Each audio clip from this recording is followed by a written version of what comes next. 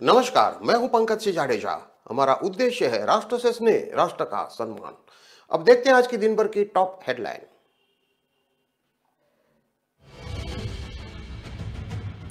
मुरादाबाद में Zomato delivery boy ने की सुसाइड की कोशिश। गर्लफ्रेंड से झगड़े के बाद कनपट्टी पर तमंचा सटाकर मारी गोली, रची हमले की कहानी।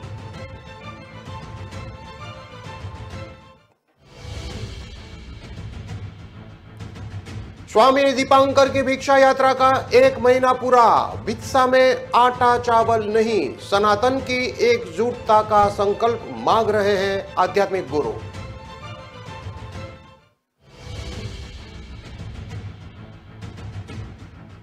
गाजियाबाद के बैंक्वेट हॉल में भीषण आग। तंग गलियों से फायर फाइटर्स को पहुंचने में हुई देरी, तब तक खाक हुआ पूरा मंडप।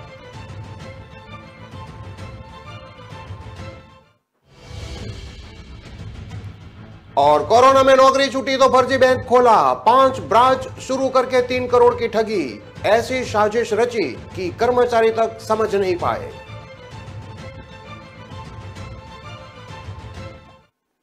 अब देखते हैं खबरें विस्तार से। मुरादाबाद में जोमेटो डिलीवरी बॉय ने गर्लफ्रेंड से झगड़े के बाद सुसाइड करने की कोशिश की। उसने कनपट्टी पर तमंचा सटाकर खुद को गोली मार ली, लेकिन कुदरत के करिश्मे ने उसे बचा लिया। तमंचे लोड कारतूस हाथ से भर गया था, जिसकी वजह से डिलीवरी बॉय की जान बच गई। घटना के बाद मौके पर पहुंची पुलिस को जोमेटो डिलीवरी बॉय ने अपने ऊपर हमले की कहानी सुनाई। उसने कहा कि 2 लोग घर में घुसे और उसे गोली मारकर फरार हो गए, लेकिन पुलिस की शुरुआती छानबीन में ही मामला खुल गया। पुलिस को घटनास्थल पर ही तमंचा भी पड़ा मिला। इसके बाद जोमेटो डिलीवरी बॉय हर्ष बिश्नोई ने पुलिस के सामने सच कबूल कर लिया। पुलिस ने घायल हर्ष को जिला अस्पताल में भर्ती कराया है। घटना सिविल लाइंस थाना क्षेत्र के शेरुआ की है। मूल रूप से बिजनौर के धामपुर में मोहल्ला रानीबाग कॉलोनी निवासी बिपिन बिश्नोई परिवार के साथ शेरुआ में रहते हैं। बिपिन सिक्योरिटी के गार्ड है, जबकि उनका बेटा हर्ष बिश्नोई, जो कि 26 साल का है, वो मुरादाबाद में जोमेटो डिलीवरी बॉय है। गुरुवार रात को हर्ष ने अपने घर में ही प्रथम तल पर खुद को कानपट्टी पर तमंचा सटाकर गोली मार ली। पुलिस को सूचना दी गई कि कुछ हमलावरों ने घर में घुसकर जोमेटो डिलीवरी बॉय को गोली मार दी है। घटना की सूचना मिलते ही CO civil lines doctor Anoop Kumar और एसएचओ सिविल लाइंस तुरंत मौके पर पहुंचे। पुलिस ने गहराई से छानबीन की तो तमंचा मौके पर ही मिल गया। घर में बाहर किसी व्यक्ति के घुसने के संकेत भी नहीं मिले। तमंचा मिलने के बाद हर्ष भी टूट गया और उसने पूरी कहानी उगल दी। हर्ष ने पुलिस को बताया कि उसका गर्लफ्रेंड से झगड़ा हुआ था। वो उससे काफी दिनों से मिल नहीं रही थी। इससे आहत होकर उसने सुसाइड करने की कोशिश की। CO civil lines doctor Anoop Kumar ने बताया कि घायल हर्ष के खिलाफ 6 आपराधिक मामले भी दर्ज है। चोरी के मामले में भी वो जेल जा चुका है।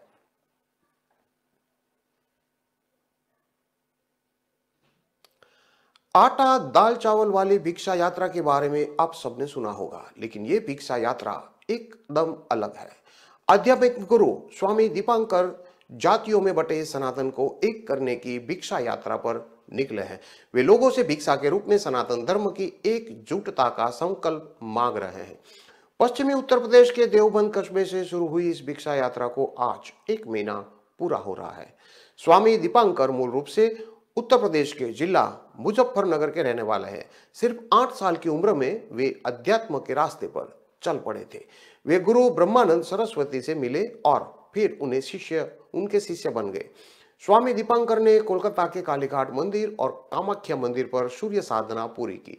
अपने कई वर्ष कठोर आध्यात्मिक प्रार्थनाओं में बिताए। अब वे दीपांकर ध्यान फाउंडेशन के संस्थापक हैं और देवबंद में आश्रम भी है। स्वामी दीपांकर कहते हैं, आज लोग अपने नाम के आगे मिश्रा, शर्मा, शुक्ला, गुप्ता लिखते हैं, लेकिन कोई अपने सरनेम में हिंदू नहीं लिखता। अखंड भारत और हिंदू राष्ट्र की बात सब करते हैं, लेकिन जो जातियों में खंडित है उनका क्या?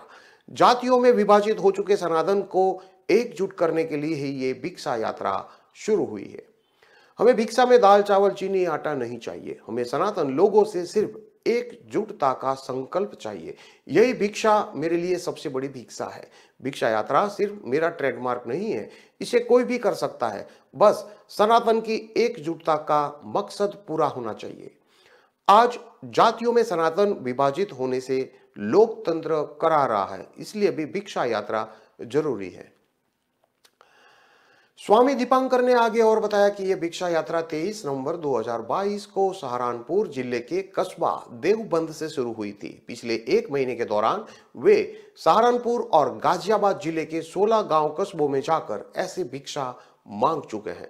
अभी पूरे पश्चिमी उत्तर प्रदेश में आगरा से बरेली तक इस भिक्षा यात्रा को निकालना है। जरूरत पड़ने पर इसका और विस्तारण किया जाएगा। गाजियाबाद के साहिबाबाद थाना क्षेत्र के अर्थला स्थित सेलिब्रेशन बैंक्वेट हॉल में शुक्रवार सुबह 9:30 बजे भीषण आग लग गई। दमकल की 6 गाड़ियों ने घंटों की मशक्कत के बाद आग पर काबू पाया। तब तक बैंक्वेट हॉल का ज्यादातर हिस्सा जलकर राख हो चुका था। इस अग्निकांड में बड़ा नुकसान बताया जा रहा है, हालांकि अभी आकलन नहीं हो सका है। मुख्य अग्निशमन अधिकारी यानी कि CFO राहुल पाल ने कहा कि आज सुबह 9:30 बजे बैंक्वेट हॉल में आग लगने की सूचना मिली। तत्काल कई फायर स्टेशनों से 6 फायर टेंडरों को मौके के लिए रवाना किया गया। संकरी गलियां होने से फायर टेंडरों को मौके तक पहुंचने में भारी परेशानी आई। एंट्री और एग्जिट के लिए एक ही बड़ा रास्ता था। फिर भी जैसे तैसे गाड़ियां मौके तक पहुंची और बचाव राहत कार्य शुरू किया। CFO ने बताया कि समय रहते आग को बुझा लिया गया है और कोई जानहानि नहीं हुई है। घटनास्थल से अग्निकांड की कुछ वीडियो सामने आई है। इसमें दूर आसमान से धुएं का गुबार नजर आ रहा है। इसके अलावा अंदर के दृश्य भी चौंकाने वाले हैं। बैंक्वेट हॉल के अंदर खाने वाली 3 शेड के नीचे कुछ भी सुरक्षित नहीं बचा है।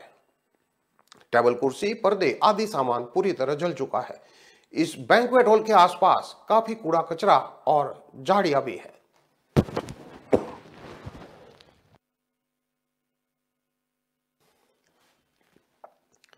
ऐसा भी हो सकता है कि इनमें आग लगी और उसी से बैंक्वेट हॉल चपेट में आया हो। फिलहाल अग्निशमन विभाग ने इसकी विस्तृत पड़ताल करने की बात कही है।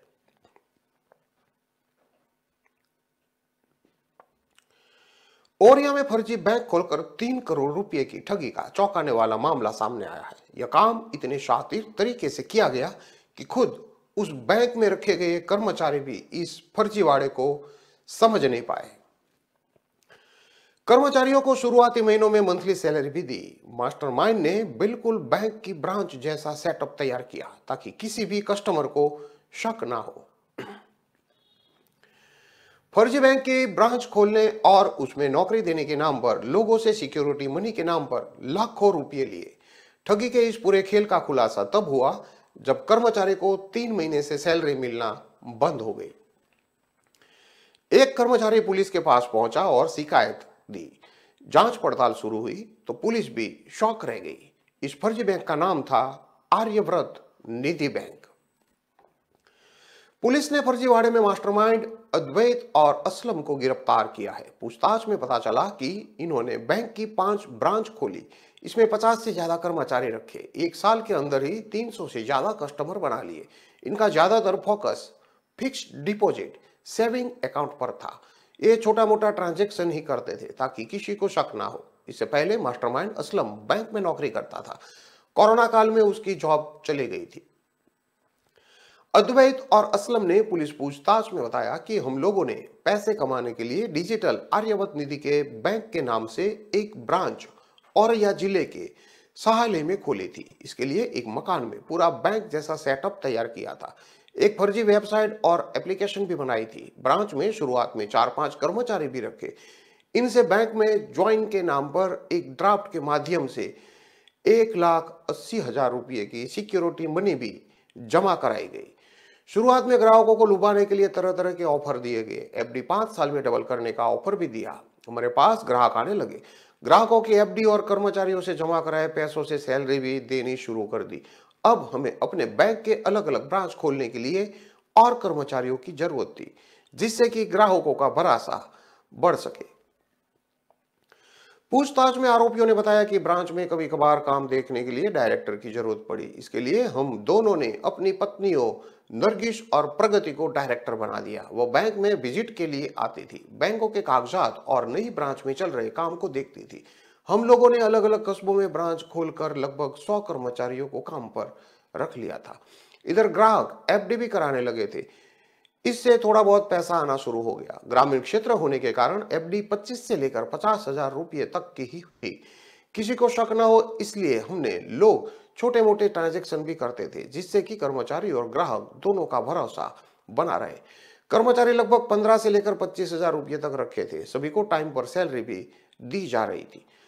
मामले का मास्टरमाइंड मोहम्मद असलम पहले एक प्राइवेट बैंक में क्लर्क की नौकरी करता था। कोरोना काल में जब उसकी नौकरी गई तो उसने फ्रॉड करने का प्लान बनाया। असलम बैंकिंग से जुड़ी प्रणाली के तहत रुपयों को डबल करने के मामले में मैनपुरी में भी पहले जेल जा चुका है। जेल से निकलने के बाद उसने फर्जी बैंक ही बना डाली। ये ओरिया में उनके संपर्क में लल्ली यादव आया तो उसने जिले में 5 शाखाएं खोलकर फ्रॉड शुरू कर दिया। दोनों ग्रेजुएट है। आरोपियों ने एक नई ब्रांच जालौन के कौंच में खोल दी। इसके लिए 7 कर्मचारियों की जरूरत थी। इसी बीच आरोपियों के बैंक में काम करने वाले कर्मचारी शीलू ने बताया कि उसके साले सुरेंद्र नाहर का फोन आया कि उसे नौकरी की जरूरत है। आरोपियों ने उसे 1,80,000 रुपये का ड्राफ्ट बनाकर रुपया जमा करवाए और नौकरी पर रख लिया।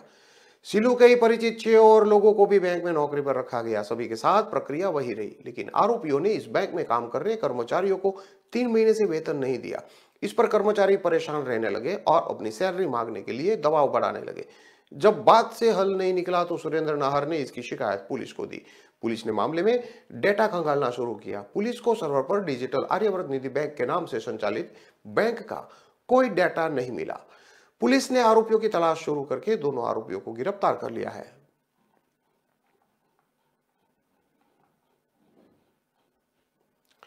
भदोही जिले के डीग में स्थित सामुदायिक स्वास्थ्य केंद्र का मुख्य चिकित्सा अधिकारी ने औचक निरीक्षण किया है। निरीक्षण के दौरान कुल 14 अधिकारी और कर्मचारी अनुपस्थित पाए गए हैं। मुख्य चिकित्सा अधिकारी ने सभी का दिसंबर माह का वेतन रोकने का निर्देश देते हुए स्पष्टीकरण प्रस्तुत करने हेतु निर्देश दिए हैं। भदोही जनपद के सरकारी अस्पतालों में समय से डॉक्टर और अन्य कर्मचारी पहुंचे। इसको लेकर मुख्य चिकित्सा अधिकारी के द्वारा विभिन्न अस्पतालों का औचक निरीक्षण किया जा रहा है। अक्सर मरीजों की तरफ से शिकायत होती है कि चिकित्सक समेत अन्य स्टाफ समय से अस्पताल नहीं पहुंचते, जिसकी वजह से उनको परेशानियों का सामना करना पड़ता है। बड़ी संख्या में कर्मचारी अनुपस्थित पाए गए। इसी को लेकर मुख्य चिकित्सा अधिकारी सीएचसी पहुंचे। इस दौरान बड़ी संख्या में कर्मचारी अनुपस्थित पाए गए, जिस पर मुख्य चिकित्सा अधिकारी ने नाराजगी जताते हुए सभी के वेतन पर रोक लगाई है और स्पष्टीकरण मांगा है। उन्होंने कहा कि भविष्य में इस तरह की पुनरावृत्ति होती है तो संबंधित के विरुद्ध कार्रवाई हेतु उच्च अधिकारियों को अवगत कराया जाएगा। निरीक्षण के दौरान doctor Soni Singh, doctor Rajendra Kumar, doctor Devesh Kumar Ojha, doctor Ajay Singh, doctor PC Bind, LT Rajat Vishwakarma, Naresh Kumar Pandey, Amit Kumar, Kusum Devi, Kamini Maurya, Manish Kumar Mishra, Suryakant Mishra, नेत्र सहायक सुधीर श्रीवास्तव और स्वीपर सरेब अनुपस्थित मिले।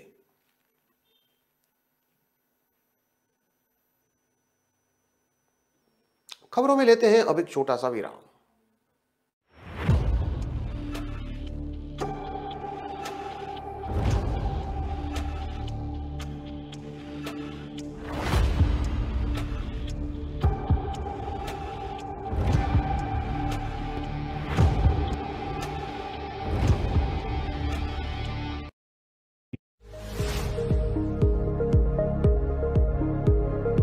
आपने देखा होगा एग्जाम में आपकी समस्या ये होती है कि देखो ये बगल वाला तो ऊपर देखता नहीं, लिखता ही रहता है, अब मैं पीछे रह जाऊंगा, उसको यानी दिमाग उसी में लगा पड़ा है।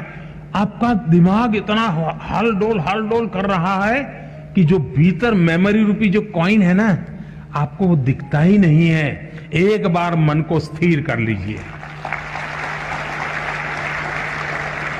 मन को स्थिर करने की दिक्कत है तो जरा डीप ब्रीथिंग कर लीजिए। 3-4 बार गहरी सांस लीजिए, एकदम सीना तान करके आंख बंद करके कुछ पल बैठिए। मन स्थिर हो जाते ही वो कॉइन जैसे दिखने लगता है। आपके मेमोरी के भीतर पड़ी हुई चीज यूं ही उभर करके आना शुरू हो जाती है। और इसलिए ईश्वर ने जिसकी मेमोरी ज्यादा है उसको कोई एक्स्ट्रा एनर्जी दी है, ऐसा नहीं है जी। हम सबको, हमारे सबका जो इंटरनल प्रोडक्ट है ना, परमात्मा ने बहुत ढंग से बनाया हुआ है। हम किसको पनवाते हैं, किसको बढ़ाते हैं, उस पर निर्भर करता है। तो आप इसको बहुत आसानी से कर सकते हो। आप में से जो लोग पुराने शास्त्रों को जानते होंगे, कुछ तो कभी यूट्यूब पर भी कुछ चीजें अवेलेबल होती हैं। कुछ शताब्दानी लोग होते हैं, उनको एक साथ 100 चीजें याद आती हैं। हमारे देश में ये चीजें कभी कभी इसकी बड़ी प्रचलन हुआ करती थी। तो हम इसको ट्रेन कर सकते हैं, अपने मन को भी ट्रेन कर सकते हैं। लेकिन मैं आज, आप परीक्षा में जा रहे हैं इसलिए मैं उस दिशा में आपको नहीं ले जाऊंगा, लेकिन मैं कहता हूं मन स्थिर रखिए। आप अपने पास चीजें पड़ी हैं, वो अपने आप आना शुरू हो जाएगी, आपको वो दिखना शुरू हो जाएगी, आपका उसका स्मरण होना शुरू हो जाएगा, और वही बहुत बड़ी ताकत बन जाएगा।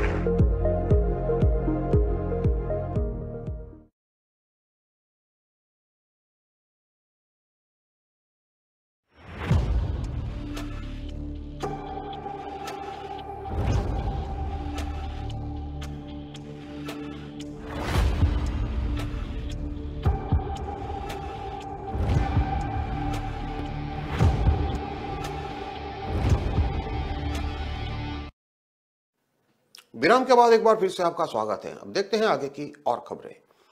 महोबा में एक नव विवाहिता को उसके पति और ससुराल वालों ने 2 लाख रुपए नगद दहेज की मांग पूरी न करने पर बेघर कर दिया। गरीबी के चलते पीड़िता का विवाह सामूहिक सम्मेलन में हुआ था, जिसके बाद भी गरीब पिता ने सामर्थ्य अनुसार दान दहेज भी दिया, लेकिन अतिरिक्त 2 लाख रुपए न देने पर नव विवाहिता को घर से भगा दिया गया। पीड़िता अब अपने पिता के घर में रहकर आरोपी पति और ससुराल वालों पर कार्यवाही की मांग कर रही है, जिसके लिए आज वो परिवार के समेत पुलिस अधीक्षक कार्यालय पहुंची। विवाहिता की प्रताड़ना का यह मामला जनपद के अजनर थाना कस्बा क्षेत्र से जुड़ा हुआ है, जहां रहने वाले कालीचरण ने 10 फरवरी 2021 में विवाह सम्मेलन से अपनी पुत्री का विवाह जनपद मुरादाबाद के ग्राम रुस्तमपुर निवासी सुमित के साथ किया था। गरीब पिता ने सम्मेलन में पुत्री का विवाह कर दिया, फिर भी अपने सामर्थ्य से 1 लाख रुपए नगद और बाइक सहित अन्य सामान और जेवरात भी दिए थे। लेकिन विवाह की दूसरी विदाई के बाद से ही विवाहिता का पति सुमित सहित ससुराल जगतपाल, सास मुन्नी देवी, जेठ राजू, अंकित और ननन रितु और सेतु उससे प्रताड़ित करने लगे। पीड़िता का आरोप है कि कम दहेज लाने को लेकर उसे अपमानित किया जाने लगा और शारीरिक और मानसिक प्रताड़ना भी मिलने लगी। पीड़िता ने पूरे परिवार पर प्रताड़ित करने का आरोप लगाया और बताया कि उससे 2 लाख रुपए अतिरिक्त की मांग की गई, जिसने न लाने पर यह प्रताड़ना बढ़ती चली गई। पीड़िता ने आगे बताया कि उसके पिता उक्त रकम देने में असमर्थ है। इसके बाद सभी ने उसे मारपीट कर घर से बेघर कर दिया। अब पीड़िता अपने मायके में रहने के लिए मजबूर है। पीड़िता के आरोप है कि उसके पति ने मारपीट कर उसके शरीर पर जख्मों के निशान बना दिए हैं। अभी बीती 15 दिसंबर को पति और अन्य ससुराल जन पीड़िता के मायके में पहुंचे और न्यायालय में दर्ज कराए गए वाद को वापस लेने के लिए धमकाया। साथ ही 2 लाख रुपए देने पर भी ससुराल ले जाने की बात कही। अपने पिता के साथ पीड़िता ने पुलिस अधीक्षक से शिकायत की है और उक्त मामले में आरोपी पति और ससुराल जनों पर मुकदमा लिखने की मांग की है। पीड़िता और शिकायत पर जल्द कार्रवाई हो, ऐसी बात पुलिस को कहकर बाहर निकली थी। महोबा में दिल्ली से मजदूरी कर वापस लौटे गरीब परिवार के मकानों पर सगे परिजनों ने कब्जा कर लिया। विरोध करने पर पूरे परिवार को धक्के मारकर घर से भगा दिया गया। स्थानीय पुलिस ने इस मामले में कोई मदद नहीं की तो पीड़ित अपने पूरे परिवार के साथ पुलिस अधीक्षक की चौखट पर पहुंचा और अपनों की दगाबाजी की शिकायत कर न्याय की गुहार लगाई। वह अपने बच्चों को लेकर बेघर घूम रहा है। उसे अब पुलिस अधीक्षक से न्याय की उम्मीद है। अपनी सगे परिजनों की प्रताड़ना से बेघर हुआ एक परिवार दर दर की ठोकर खाने के लिए मजबूर है और अधिकारियों की चौखट पर पहुंचकर न्याय की गुहार लगा रहा है। महोबा शहर के फतेहपुर बाजारिया इलाके का यह मामला है, जहां रहने वाला पीड़ित अहमद उर्फे पप्पू अपने बच्चों के साथ पुलिस अधीक्षक की चौखट पर पहुंचा। पीड़ित बताता है कि उसके पैतृक मकान में 2 हिस्से हैं, जिसके एक हिस्से में उसके मृतक भाई इसहाक की पत्नी फरजाना और उसके पुत्र सलमान और सैफी रहते हैं, जबकि दूसरे हिस्से में उसका अपना परिवार निवास करता है, जिस पर ताला लगाकर विगत वर्ष पीड़ित अपने परिवार के साथ दिल्ली में मजदूरी करने चला गया था। आर्थिक तंगी और गरीबी से परेशान दिल्ली में मजदूरी कर अपने परिवार को पाल रहा था, लेकिन उसे नहीं पता था कि जब वो वापस लौटेगा तो उसके मृत हो चुके सगे भाई की पत्नी और बच्चे उसके मकान पर कब्जा कर लेंगे। बीती 15 दिसंबर को पीड़ित अपने परिवार के साथ जब वापस घर लौटा तो देखकर दंग रह गया। उसके हिस्से के मकान का दरवाजा टूटा हुआ था, अंदर रखा गृहस्थी का अधिकतर सामान भी गायब था। इस बाबत जब उसने अपनी भाभी और भतीजों से पूछा तो सभी आक्रोशित हो गए और धमकाते हुए घर से धक्के मारकर निकाल दिया। पीड़ित ने इसका विरोध किया तो सगे भतीजों ने जान से मारने की धमकी तक दे डाली। बेघर हुए परिवार ने स्थानीय पुलिस से पूरे मामले की शिकायत की है।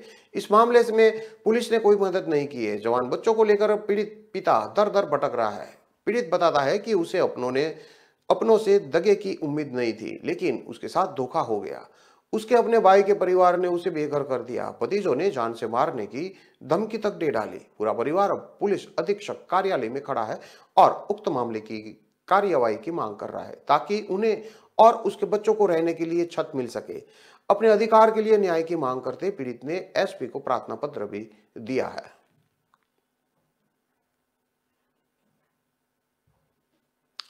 बाराबंकी जिले में सिरोली गोसपुर तहसील से घर जा रहे एक वकील पर कुछ अज्ञात लोगों ने हमला बोल दिया। इस हमले में अधिवक्ता को काफी गंभीर चोटें आई है। घटना की जानकारी मिलते ही मौके पर अन्य अधिवक्ता पहुंचे और घायल अधिवक्ता को स्थानीय सीएचसी पर भर्ती कराया, जहां डॉक्टरों ने अधिवक्ता की हालत को गंभीर देखते हुए जिला अस्पताल रेफर कर दिया। घटना की जानकारी मिलते ही मौके पर पुलिस पहुंची। पुलिस पूरे मामले की जांच पड़ताल कर रही है। घटना के बाद वकीलों में रोष व्याप्त है। नाराज वकील सख्त कार्रवाई की मांग कर रहे हैं। घटना बदोश राय कोतवाली क्षेत्र के खजूरिया गांव के पास की है। यहां बृहस्पतिवार की शाम सिरोली गोसपुर तहसील से अपना काम खत्म करके अधिवक्ता त्रिपुरारीनाथ मिश्रा अपने बाराबंकी आवास जा रहे थे। सिरोली गोसपुर तहसील से अधिवक्ता जब खजूरिया गांव के पास पहुंचे तो वहां पहले से मौजूद कुछ अज्ञात लोगों ने इन पर जानलेवा हमला बोल दिया। इस हमले में अधिवक्ता बुरी तरह घायल हो गए। वहीं अज्ञात हमलावर पिटाई के बाद मौके से फरार हो गए। घायल अधिवक्ता ने इसकी सूचना अपने अन्य साथियों को दी। घटना की जानकारी मिलते ही मौके पर कई अन्य अधिवक्ता पहुंच गए और मौके पर पहुंच के अधिवक्ताओं ने पुलिस को सूचना देते हुए घायल अधिवक्ता को एम्बुलेंस से संयुक्त चिकित्सालय सिरोली गोसपुर में भर्ती कराया। यहां पर मौजूद डॉक्टरों ने अधिवक्ता की हालत को गंभीर देखते हुए उसे इलाज के लिए जिला अस्पताल बाराबंकी रेफर कर दिया। वही घटना की जानकारी मिलते ही मौके पर पहुंची पुलिस मामले की जांच पड़ताल की। घटना के बाद वकीलों में भारी रोष व्याप्त है। नाराज वकील सख्त कार्रवाई की मांग कर रहे हैं।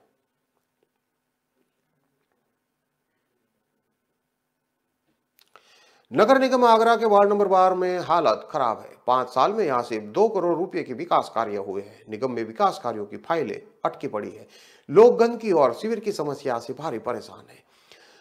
नगला धनी के लोगों का कहना है कि उनके क्षेत्र से गुजर रहा बड़ा नाला सबसे बड़ी समस्या है। उसकी साफ सफाई न होने से क्षेत्र के लोग बदबूदार माहौल में जीवन यापन करने को मजबूर है।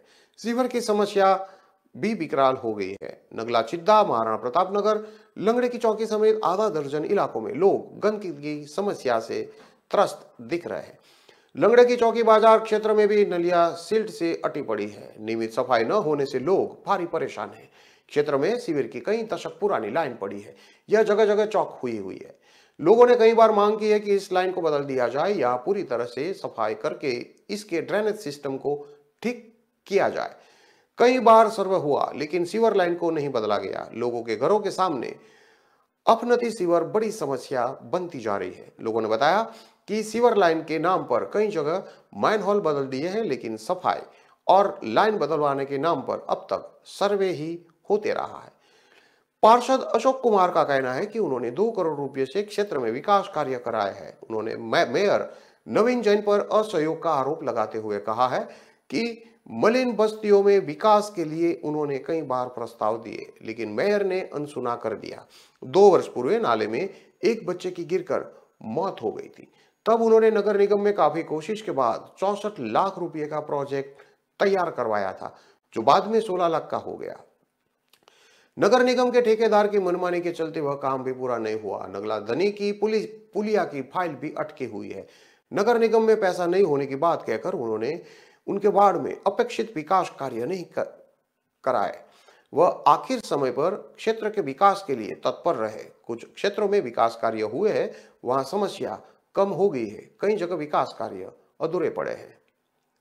पिछली बार यह नंबर 13 था, नए में बदलाव, इसका नंबर अब 12 हो गया है। यह पिछले निकाय चुनाव में एससी पुरुष के लिए आरक्षित था, इस बार यह वार्ड सामान्य हो गया है। पिछली बार अशोक कुमार यहां से पार्षद चुने गए थे। क्षेत्रीय लोगों ने बताया कि बिजली और पानी की समस्या नहीं है, गंदगी यहाँ की प्रमुख समस्या है। कुछ जगह पर खरंजे उखड़ गए हैं, ये समस्या तुरंत ही यहाँ के स्थानीय पार्षद हल करवाए, ऐसे लोगों ने मांग की है।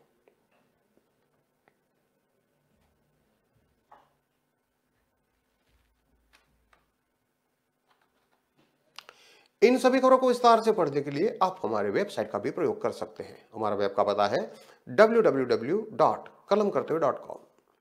हमारी कलम ही हमारा कर्तव्य है के उद्देश्य के साथ खबरों को आप राष्ट्र प्रथम के साथ देखते रहिए। नमस्कार।